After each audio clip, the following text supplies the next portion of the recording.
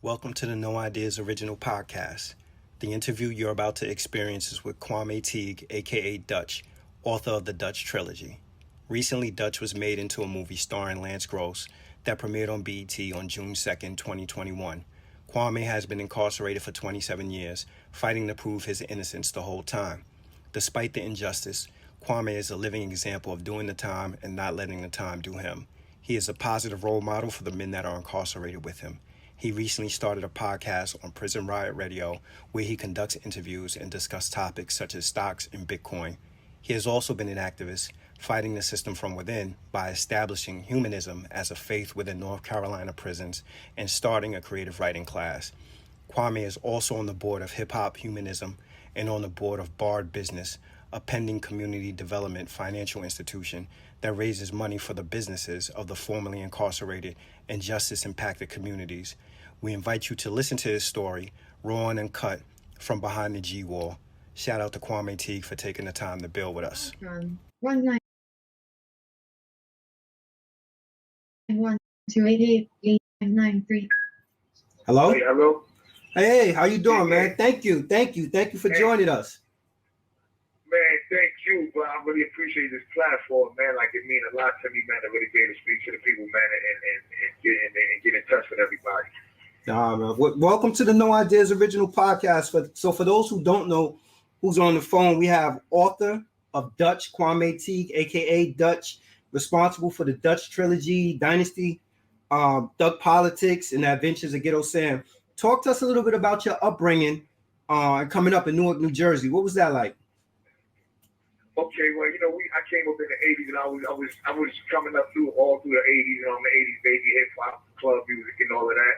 So, I was influenced by, I was influenced early on by the music of, first and foremost, the Melly Males, the Azkaban Brothers, and then as we moved on up, you came into the Juice Crew and Run DMC and so forth and so on.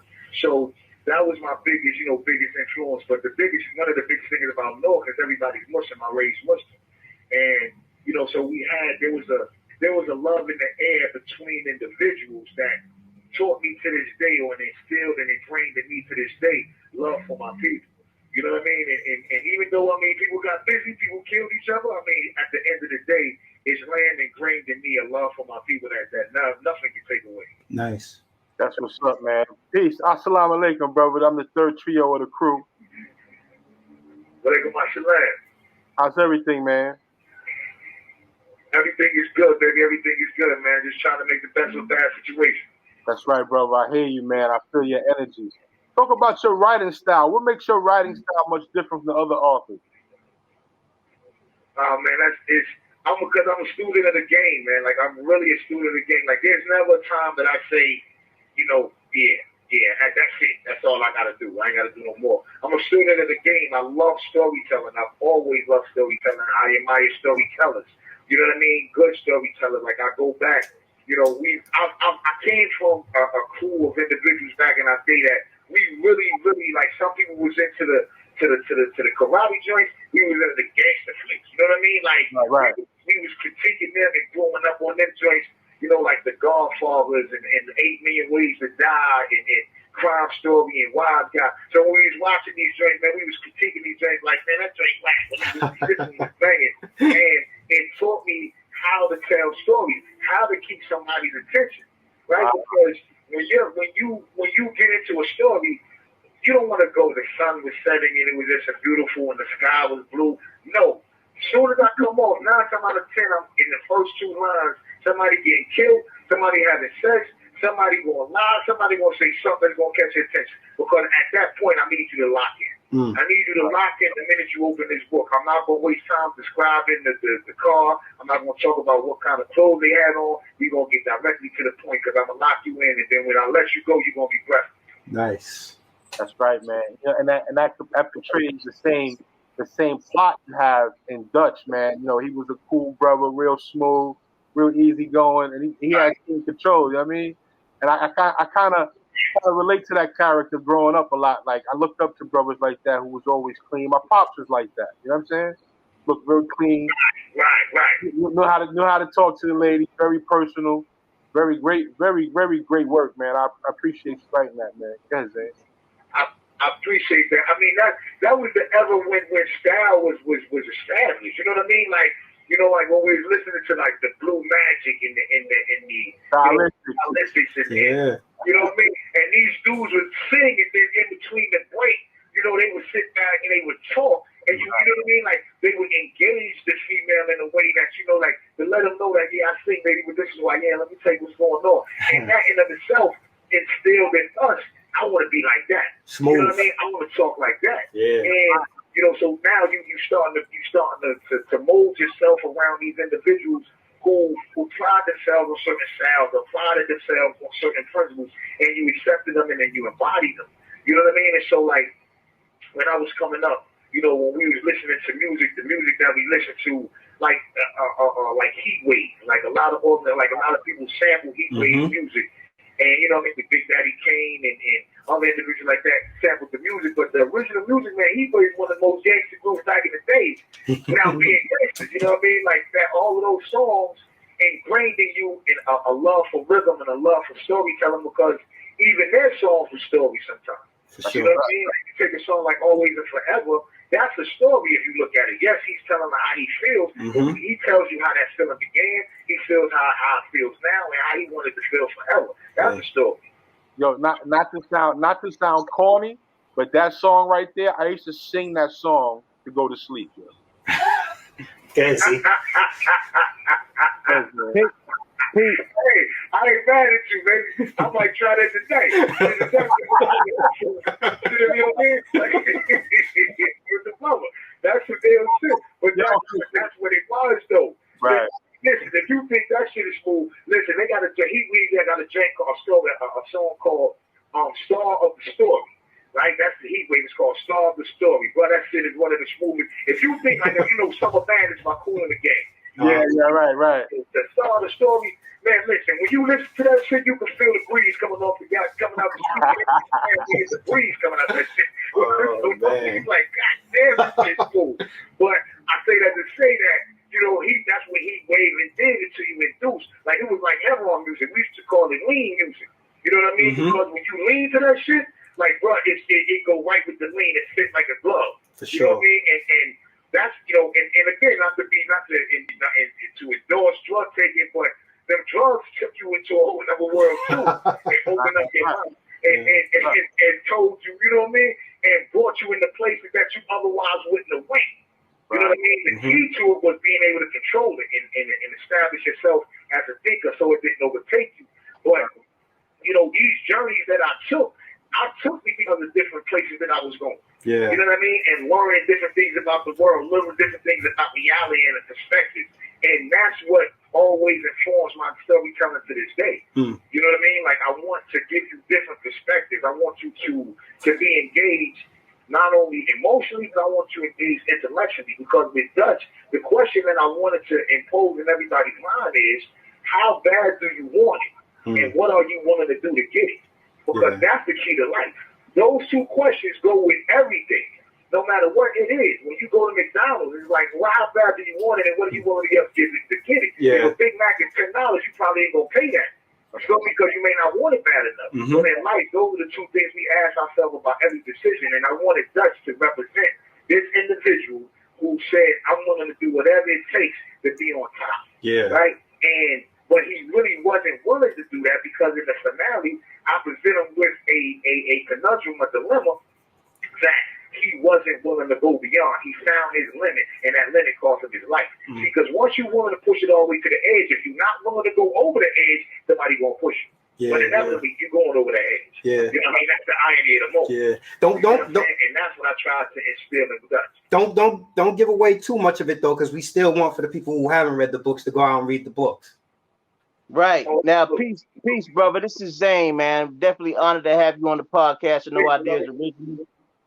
Let us know, as far as for the people that's listening to the audio and people that's going to see this video, let us know the sequence of the books you put out: The Adventures of Ghetto Sam, Dynasty, Thug Politics, and of course the Dutch Trilogy.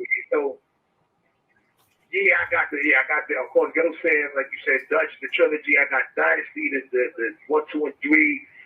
Actually, that's about to be made into a series. I got Above the Law. I have another one called Question Mark. The name of the book is a question mark, but some people call it Q. You know what I mean? Because you got to have something to relate it to. But that I have, what else? I got a lot of books. A lot of books I've written have been ghostwritten. Like I've ghostwritten for a lot of people. You know what I mean? And so because of that, I can't speak on those joints. But lately, I've done a lot of ghostwriting. Because, you know what I mean, I was really got into the scripts. Like, that was my thing now, was getting into the movie scripts and telling them the series and things of this nature. So that's my basic library right there. So you've been down since '94, right? And you in North Carolina. What took you to North Carolina? And did you want to be an author before you got locked up? When I got locked up in I got locked up down in North Carolina because my mother's family is from down here. So I've been coming back and forth here like '84. You know what I mean? Like, just, you know what I mean, really engage. You know how it is, your father's from one place, your mother's from another. Yeah. And so you engage both sides of the family. And so I came down here and fell in love with it because there's so much love out the world. I came up down here in Goldsboro, North Carolina. And there's so much love down there. Like, they special. Like, I'm telling you, like, I love them to death. Those are my people as well. So, it was like coming back and forth. And so that's what made me come down here. But for me, it's always, like I said, it's always been about storytelling. When I first wrote, like I always say, my oldest sister, Sharon, she's the one that got me into writing, really writing scripts. Because I can remember seeing a script in her room that she had wrote. And I was looking at the script, and if anybody's ever seen a movie script, how clean it looks. Like, when you write a book, it's just paragraphs. Yeah. But with a movie script, it's like everything is centered, everything is spaced, and it's like, what is this? And she's like, that's a script. I said, what is the script? The movie script. I said, that's where movies come from? I was like, yeah. I was like, what? Oh, shit. Like, this is... So I never knew, and it blew my mind that the thing that I seen on the screen was this where it came from. Like, cause at that early age, I guess there was a time when I thought that when you had with a radio station, I thought the group came and sang the song live. Like, it fucked me up one time when I heard the same record playing on two different stations. I was like, what's going on? I didn't know. I was too young. I didn't understand the concept about records. Yeah. So I didn't understand that movies. I'm thinking that the shit I'm watching on the screen, I guess, is happening right now. I didn't know. I was like, what the fuck? And so that really, I fell in love with screenwriting right then and there. And so I've always wrote stories. Like I would type stories up and write them. But the person I credit was really giving me my ups as far as like my creativity, because I knew the format. My sister gave me the format, but the person I credit with giving me the creativity was my man Mickey. Like Mickey D, my man, the DJ. Like he started DJing when he was 8 years old. So little he had to stand on the crates as a DJ. He taught me how to DJ when I was 13. Like he gave me my ups with that. But at the same time, I'll never forget the day he was sitting in his kitchen, bumping the blunt, and he said, "Yo, you can write raps." I said, "No, I can't write." What are you talking? He said, "Yeah, you can write." And gave me the pen. I'll never forget. Gave me the pen. I wrote a rhyme, and that was my first time thinking creatively. You know what I mean? And he put it in. He showed me. He's like, "Yo, you got it," and he approved to this day that I do. So I gotta give big my big brother. I gotta hand that big up, man, because he definitely gave me that. But that was really. I never really wanted to be an author. I just wanted to be a storyteller. Like right now, I don't really consider myself an author per se. I consider myself a storyteller because some people can write. There's a lot of people that can write, but everybody can't tell stories. Yeah. You know what I mean? And that's the difference. Yeah. Yo, Mickey, he knew what he was doing, boy. He was trying to get him an MC. He was trying to set you up early in the game. Word up, man. This was 84. This is 84. We 1984, 85. We had a group called So Def. Mickey B and the So Def MC. So Def, one of them. But then years later, when Jermaine Dupri came in that So Def, I'm like, yo, that's crazy. But this is, like I said, early on. My man Mick was so smart, so ill with it, man. The man, anybody that's familiar with engineering, like, you got a 8-track, 16 track, 24, 48. Mick took two. You have 60 seconds remaining. 2 single cassette decks and turned them 2 into a 4-track. I got their 4-track. I linked them together. Damn. Like I never see to this day, I ain't never known nobody do that. That's how ill he was. That's how ill he is to this day. But I say that to say that, these were the things that we were doing back then. We was trying to get on. We wanted to be rappers at the time. Hold on, I'm gonna call right back. All right, cool. Yeah. Okay. All right, we back. good. That's what's up. Yeah, I hear. You started a creative writing class. Absolutely. Like that's one of the things that, in here, it's a lot of talent in here, man. Brothers can write, brothers can draw, rap. So what I wanted to do was to share whatever knowledge that I had about storytelling with individuals who I knew were good storytellers. A lot of guys in there were good storytellers. Then what they didn't have was the format. They didn't have the art of storytelling. And so I said, listen, this is how I want to do this. So we put a class together, and the class would last. Like, we still got the class, just right now it's been suspended because of the COVID, and we can't be in close quarters. Mm-hmm. But basically, we would get 15 guys, sign them up, and it was a 12-week class. And for those 12 weeks, we would meet for 2.5 hours every Saturday. And we just really, for me, creative writing is about creative living, right? Because if you're not living it, you can't write it. Right? And so if you're not thinking creatively on a continuous basis, if your life is not based on what is in a lot of ways, then you're not going to be a good storyteller. You're not going to be a good creative writer. Mm-hmm. Because most of us in life, we wake up in the morning, we brush our teeth the same way, shower the same way, drive the same way to work, go the same way. We basically on autopilot. The only thoughts that we have that's original a lot of times are the thoughts that, the problems of the day, like I got to pick up my dry cleaning, I hope my dog's not sick, little shit like that. Yeah. Other than that, we don't really try to have original thoughts because we're so locked into, to routine. Mm-hmm. And if you don't have what is in your life on a consistent basis throughout the day, then you're going to get into a routine. It's easy to do that. You know what I mean? And so I was trying to teach brothers, man, creative living, critical thinking, as well as, what you're writing. So don't think that you can write this ill story with leprechauns and dragons, but living a vanilla life like this, just waking up in the morning, going to work, you sit down like a zombie. You're not going to be able to exercise that creativity within.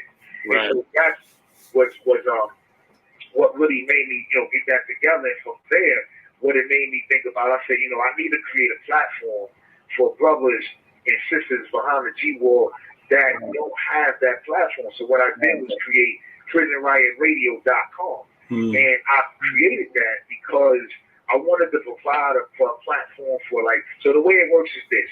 A lot of guys in prison, we write people, we call people, we email people, we don't get any responses about the things that we want to do. So what I wanted to do is say, it don't matter, you got a book, you can rap, you got a messed up case, you got a messed up prison, call, we gonna record what you gotta say, and we gonna broadcast it to our platform. And the bigger it gets, the more people you can speak to. And there's no charge, there's nothing to run. The only thing we charge for is that we have to edit, put together a professional track or edit your audio book or whatever. Right, so once we do that for you, we help you get on Spotify or iTunes or whatever, and that's your money. We don't sell anything. We don't want that. This is for the people because, bro, we need that. There's brothers in here, man, they don't have anybody, no one to talk to outside and to express themselves. To just get on the phone and say, yo, if my son is listening, man, I'm sorry. Yeah. You know what I mean? I don't know where your mother at, and she took you away from me, but I love you, and maybe he'll hear it. Maybe he'll get that message in the bottle and float up on wherever this man is, and it'll change his life. And that's what's needed. We had to do that. I felt compelled to do that. I had to do that. And so that's my heart right there. The bigger I get, the more things that happen to me, that it's no way in the world that I'm going to leave this situation the way I came into it. Yes. When I kick the door off, everybody got an opportunity to do what you're going to do, but it's on you after that. That's real. There won't be no more excuses. And you know what? What's so beautiful about you having a creative writing class? I usually ask a question. I can imagine the answer that you're going to give when I ask this question because it's so important. And the fact that you have a class, and in classes or programs, there are levels of class, to show your progress. I'm praying that in your progress or in your course, you have a section about imagination. Because I use that term all the time when I ask people, how important is imagination? But I want to hear how beautiful imagination is to you. Oh, man, absolutely. I mean, that's what I mean by what if. What if are the two words that invokes everything about your imagination. That gives your imagination wings, right? Because your imagination waiting for that shit. You know what I mean? What if applies to everything. Like, what if I take this chocolate and put it with this peanut butter? You know what I mean? Like, if nobody said this, we would have goddamn Reese's. Yeah. You understand what I'm saying? So everything is about what if on every level, man, on every level. So so imagination to me is the part of us that it's the part of us that communicates to God. However you view God, right? Mm-hmm. Because the way I view God is I believe that collectively when man and nature come together, that's God. Us together as a collective, Mm-hmm. right? And we haven't reached that level yet. That's why God has to manifest. Like everybody keeps talking about the Messiah coming, the Messiah will come. The Messiah is here. He just sleep. And the Messiah is the people. You know what I mean? Because when we raise up and understand, hold up, wait a minute. You know what I mean? Because the book says, the Bible says it itself. Like when you wrote up on Jesus said, yo, you running around here saying you can son of God. Like, who the fuck is this? Jesus like, yo, didn't your Bible say that ye are gods? Ye are gods and children of the Most High. Mm-hmm. Exactly. He quoted that to the Pharisees. They burnt the road up like, yeah, I'm going. Right. But you don't never hear a preacher on the pedestal or the pulpit say, you are God. Yeah. That the Bible says you are God. Never say that Jesus said you are God. Right? Because he can't get no money out of that. You feel what I'm saying? Mm-hmm. If I'm God, what the fuck am I paying you for? You to be my mouthpiece. Like, no, I don't need you no more. So, you know what I mean? Like, our imagination is how we communicate with God. Mm-hmm. And I think the problem with religion is it stifles that community, that creativity, that imagination. Because it says you got to pray like this, you got to fast like this, you got to like this, you think like this, eat like this, walk like this. And so how the fuck is your imagination? How you supposed to connect with your God? Yeah. Right. You distracted by other shit. Yeah. Yeah. You don't have a connection with your divinity if you don't have an imagination. Good, Z. Tell us this too, man. In your wildest dreams, first initially becoming a student of the game and then becoming one of the many well-respected teachers of the game, you had to do that transition, and you heard about Teri Woods picking up the book Dutch, and then also you hear about how Manny Halley want to produce it. So tell me about your feeling and the whole process of that. All right, so the process, it was a convoluted process, right? It's been in the making for some years, a while, you know what I mean? A while, because, a lot of times, like a lot of people don't know the process for a movie to become, a book to become a movie, right? Like, like the precedent of how Twilight got turned into a movie, or 50 Shades of Grey, how quickly that turned into a movie, that was the exception to the rule. Most movies, man, most books take 9-10 years before they go from book to screen. Mm-hmm. So, going through the process with Teri, going through the issues that we had, and then Manny stepping in, and one thing about Manny Halley, he has always been who he said he's going to be, right? Mm-hmm. Yeah, you know what I mean? So the communication at one point lapsed, we was able to reconnect. When we reconnected, it was like we never lost touch. At this point right now, like, we are doing things like Amani Films is doing things that nobody else is doing at this particular time, right? There's some other individuals that I got mad love for, like Wynn Films, my man Huey, my man Dana Dane, that's they doing some powerful things, moving my man Spoon. I mean, there's a lot of brothers, Albany, the director, like, Albany Nazir, remember that name.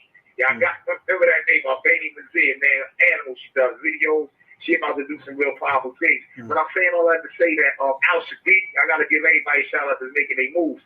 But all of these things that the communications and seeing what Manny was doing, he really is like the godfather of this thing. Like when it comes down to turning urban books into movies. And he's setting a pipeline, bro, that's reaching out to brothers. I mean, look at me. I'm locked up and he's working with me. Yeah. You know what I mean? Because he's opening doors. He's giving people a platform. And now bear in mind, it's always a business. No question about that. But there's a human side to this. Because remember, his name itself means faith. And Manny Films means faith film. You know what I mean? So at the end of the day, he's true to his name. He is who he say he is. So that process was walked through within the last couple of years. COVID kind of threw it off because a lot of things got set back because of COVID. And because of that, Dutch didn't come out, Dutch didn't complete his filming. But now, once everything was put together, man, here we go. And it's just the beginning. Yeah. We had Shannon Holmes on, and he talked about his experience working with Teri Woods, and he didn't care for some of her business tactics. How'd you end up connecting with Teri Woods? And tell us a little bit about why was there two different endings to the Dutch series? Because I know you had your ending and she had an ending. So the thing about it is, Shannon and I, my brother, I love him to death. You know what I mean? But the thing about it for me is, the issue is always going to be issues with people. When you have a machine and an artist, there's always going to be an issue because the machine is who puts up the money. The machine is who takes the initial risk. You're the artist, you're the commodity, and what you're putting out there is what they're selling, right? And they have to make a profit, you have to make some money, but their main motivation is the profit motivation. And so they take into consideration the business deal that they make. Now, at the end of the day, I love to do business with people who understand humanism or how we can treat each other with love and respect. Mm-hmm. But at the end of the day, the old saying, you don't get what you work, you get what you negotiate. Yeah. Right? And if you're not a good negotiator, if you're not a good businessman, then you probably won't get took fast. Mm-hmm. And then after you get took fast, or after something happens, then you're going to complain. That's not the game. The game is, that's the way the game plays. There's going to be, you going to win some, they going to win some. Yeah. I done been to New York, and I done got a hell of a deal. I done went to New York, and then bought cocaine when I thought I had a fair deal to it. Same time, shit wouldn't get hard. Wow, that's crazy. You feel me? Yeah. Like of course, there's an alternative, there's a thing to go to. You know what I mean? I can respond with and escalate the situation, but at the end of the day, what's the game? Yeah. Right? I never forget. You know what I mean? I'm just getting off something just to elaborate the point. Mm-hmm. But I'll never forget there was a time in Goldsboro, right? When these dudes came from out of town. And they came with some fake joints. They came with like 6 fake joints. And they had the gold chains. They had everything. They had niggas food. They sold every ounce of their candle wax, right? But the dudes in the bubble, none of them got mad. You know what they did? They turned around and took that shit out of town and sold it to another motherfucker. At the end of the day, these niggas do the game. Yeah. They say, fuck it, you got me, I'm going back out. Right? That's the game. It's not right. I'm not condoning taking a nigga fast. I'm simply saying if you get took fast and you was in the game to get took fast. You gotta respect the game. So me and Teri bump heads from time to time. That was natural. Yeah. Right? And there's times when I loved her, and there was times when I wanted to choke her, but I never hated her. Still want to choke her, and still love her. Mm. Never hated her. I can't hate somebody who gave me an opportunity when I was at the bottom of the barrel. That's real. She reached a sincere hand down to me. That's when the problems came about was when the money got involved. Because she didn't know who the fuck I was when she said, "Come here, nigga, I got you." Mm. She didn't know who I was, what I was going to be able to do. She didn't know who the hell Dutch was. Mm-hmm. It didn't exist. But she said, "I'm going to give you a chance." Yeah. Now, once she gave me that chance, I'm forever indebted to you. Yeah. Now the issue comes up because money comes around, and now it's like, oh no, what the fuck is going on? Okay, we got to go renegotiate that. And that's what we did. So there were times when we you know what I mean? But there was never a time when I cursed her. You can look back at any interview. I never cursed her because I was never felt like that. If I'm a choke in private. When we come out, she's going to be smiling and I am too. Yeah. You know what I mean? So, you know what I mean? That's my approach to that situation. Yeah. What were your thoughts on the Dutch movie? Were you satisfied with it? And do you think that Lance Gross made for a good Dutch? I mean, when you're an author, when you're a storyteller, when you have a book made into a movie, you're never going to be satisfied, right? Because unless you write, direct, and produce it yourself, then you ain't got nobody blame with yourself because your vision is put out there. And you have 60 seconds remaining. But who has that opportunity, right? So I say that to say that. So there are things that I definitely would have did differently, without a shadow of doubt, right? I like Lance Gross because I knew the females were going to want to love to see him. You know what I mean? Yeah. I gotta have it. Yeah, right? yeah. Decisions like that. You make decisions based on that. He's a good actor without a shadow of doubt. You know what I mean? Right. Again, I think that what was missing was you have 30 seconds remaining. The engagement. Hold on, I'll be right back. Yeah.